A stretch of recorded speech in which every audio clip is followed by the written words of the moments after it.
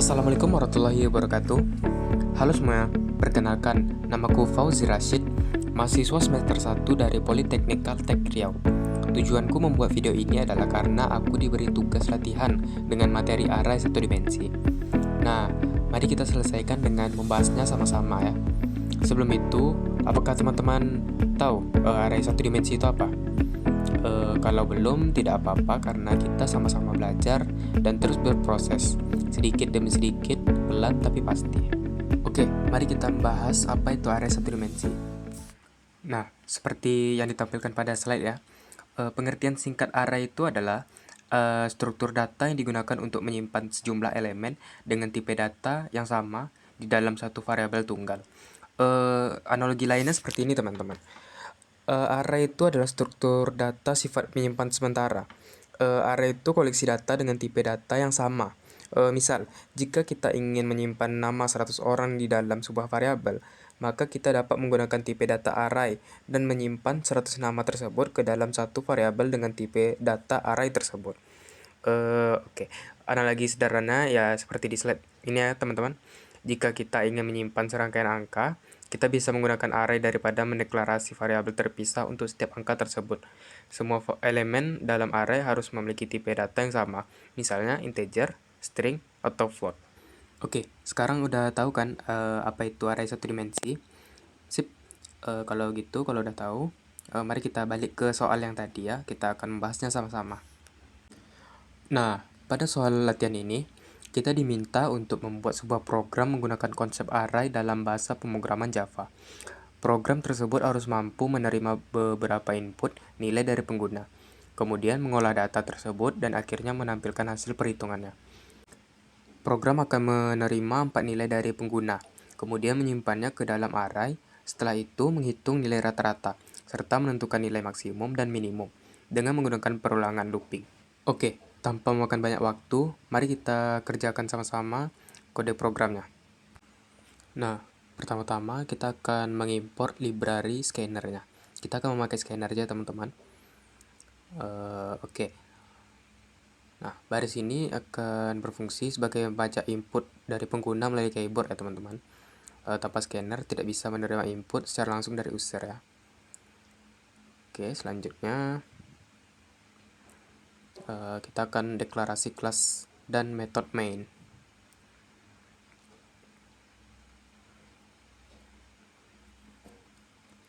Nah, ini adalah kelas utama ya teman-teman. Dan metode utama yang akan dijalankan pertama kali saat program dieksekusi ya. Oke, yang selanjutnya metode mainnya ya.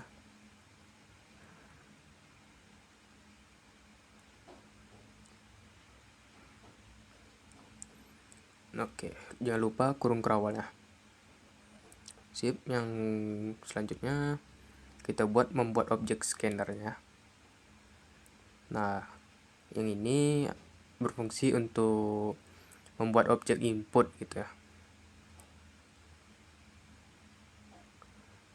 Nah, sistem ini berarti data diambil dari keyboard. Selanjutnya, deklarasi array dalam variabel in 4 karena nilainya tadi inputan 4, kita masukkan 4 in total sama dengan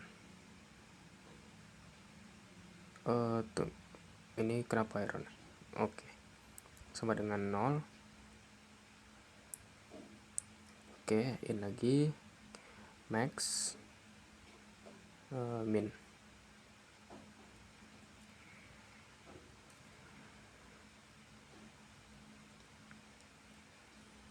Nah, selanjutnya input nilai menggunakan looping ya. Kita akan menggunakan perulangan for.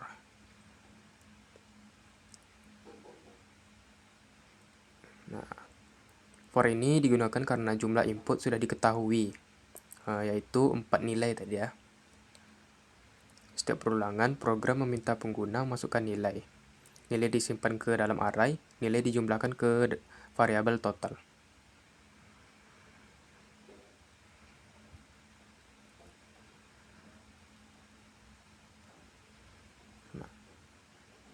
print.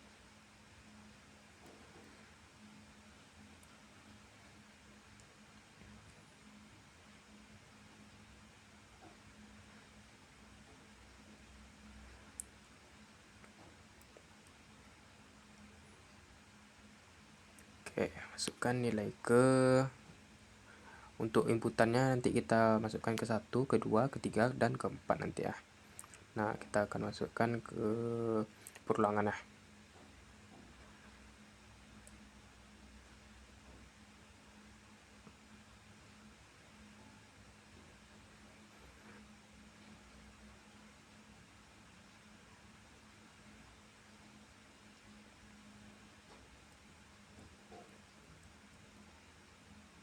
Nah, oke, sudah. Selanjutnya nilainya lagi ya.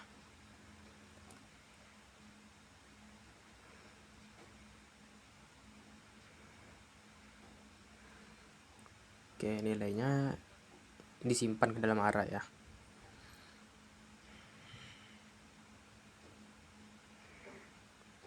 Dan totalnya ke variabel total.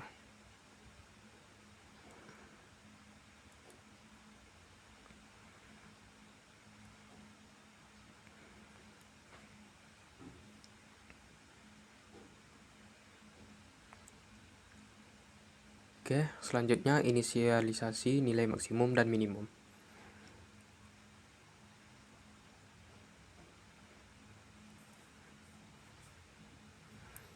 Nah, nilai pertama dalam array dijadikan patokan awal.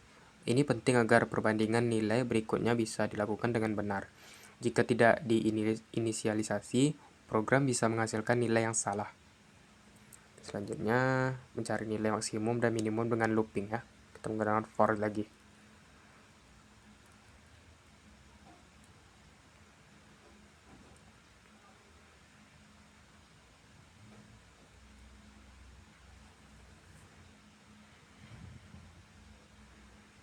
Nah, ini jika nilai saat ini lebih besar daripada max, maka max diperbarui.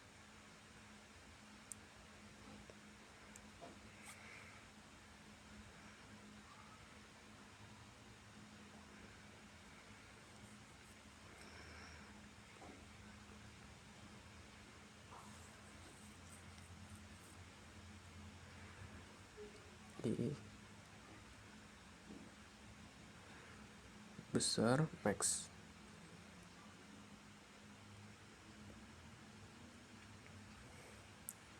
Max sama dengan nilai I. Oke, masukkan ke dalam array.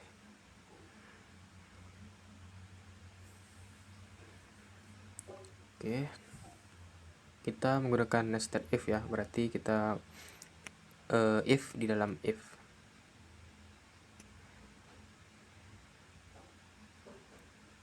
Oke.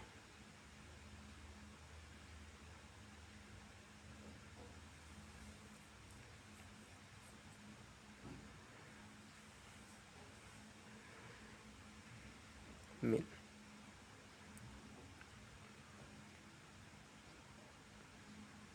Min sama dengan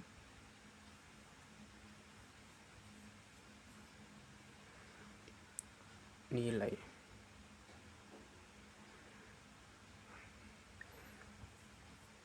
Oke, ini jika nilai saat ini lebih kecil dari min, maka min diperbarui. Nah, looping berjalan sampai seluruh isi array diperiksa. Selanjutnya, menghitung nilai rata-rata. Pakai double rata-rata.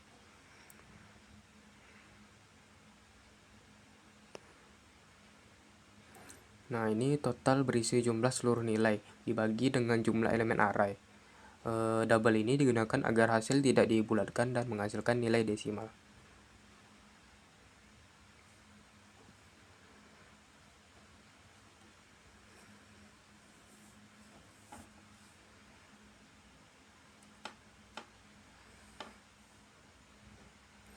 Oke, yang terakhir ya, menampilkan hasilnya. Kita system out print.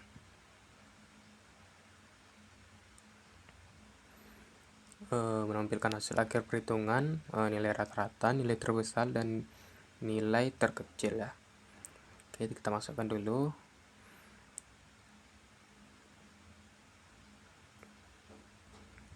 Hasil perhitungan.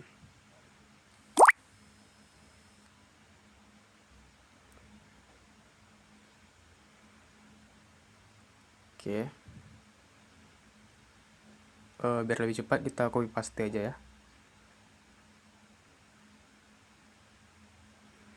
Sip.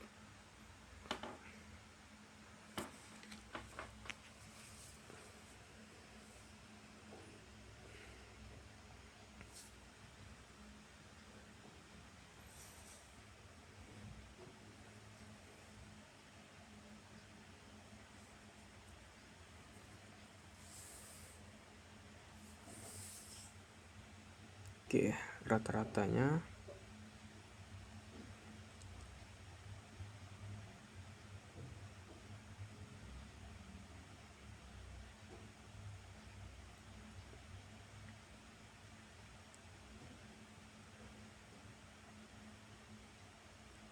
nilai terbesarnya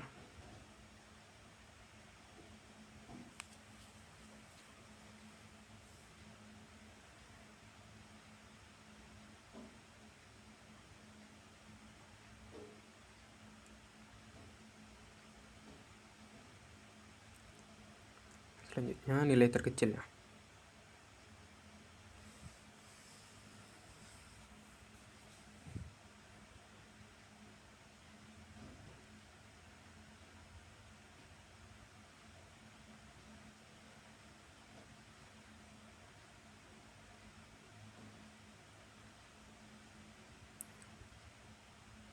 Oke, sudah teman-teman. Inilah kodenya untuk soal yang tadi ya. Nah, program ini menunjukkan penggunaan array untuk menyimpan banyak data, looping untuk mengolah data, percabangan if untuk menentukan nilai maksimum dan minimum, scanner untuk input pengguna. Program ini sangat berguna untuk memahami dasar pengolahan data dalam Java dan sering digunakan dalam kasus nyata seperti pengolahan nilai mahasiswa ya. Oke. Mari kita coba runkan programnya ya.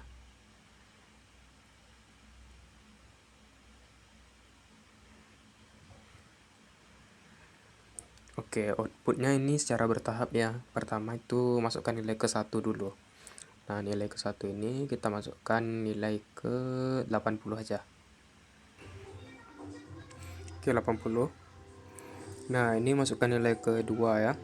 Kita masukkan 75. Selanjutnya masukkan nilai ke 3, kita masukkan nilai 90.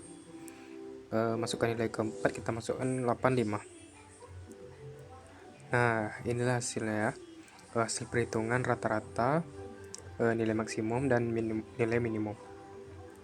Nah, output yang dihasilkan itu teman-teman yaitu rata-rata nilai maksimum dan nilai minimum. Ini untuk membantu pengguna memahami kondisi data secara keseluruhan. Rata-rata menunjukkan gambaran umum dari data. Nilai maksimum menampilkan hasil terbaik, sedangkan nilai minimum membantu mengidentifikasi nilai terendah yang perlu dievaluasi. Secara keseluruhan, program ini sangat bermanfaat sebagai contoh pengolahan data sederhana menggunakan array dalam Java, karena mampu meningkatkan efisiensi perhitungan, mengurangi kesalahan manual, serta membantu penggunaan dalam melakukan analisis data dasar secara cepat dan akurat. Oke, demikian penjelasan yang dapat saya sampaikan mengenai program yang telah dibahas. Semoga materi ini dapat menambah pemahaman dan memberikan gambaran yang jelas tentang penerapan array dalam bahasa pemrograman Java. Saya menyadari bahwa penjelasan ini masih memiliki keterbatasan. Oleh karena itu, kritik dan saran yang membangun sangat saya harapkan. Terima kasih atas perhatian yang telah diberikan. Saya sudahi. Wassalamualaikum warahmatullahi wabarakatuh.